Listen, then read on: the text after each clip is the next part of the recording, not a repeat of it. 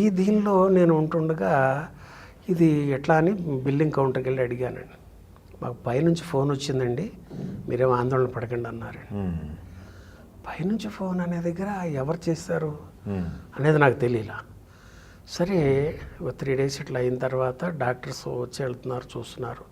స్థిమితపడి ఎవరు చేసుంటారని కొంచెం వెనక్కి వెళ్తే స్వామినాయుడు గారికి చేసినప్పుడు వారు పేషెంట్ నేమ్ నాకు వాట్సాప్ చేయండి అనడం, ఆ తర్వాత 10 మందికి ఏదో చేసుకున్నా కానీ కాదు అని అప్పుడు స్వామినాయుడు గుర్తొచ్చి చేశా.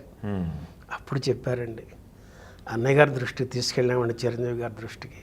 ఓకే. చరణ్ బాబుకి చెప్పడం, వారు ఉపాసన గారికి చెప్పడం, వారు హాస్పిటల్కి చెప్పడం, ఆ రకంగా మీకు ఎన్ని ఏర్పాట్లు జరిగినాయి అని ఆఫ్టర్ 3 days అండి. నాకు అదేలేండి, మీరు పిలవకుండానే అంబులెన్స్ వచ్చింది, మీరు పిలవకుండానే అక్కడ తీసుకెళ్ళిపోయారు. ఓకే, మీకేం అర్థం కాలేదు అసలు. అంటే పైనుంచి ఫోన్ అని చెప్తున్నారు అక్కడ, అలానా వాళ్ళు చేశారని కూడా వాళ్ళు మాకు చెప్పాల.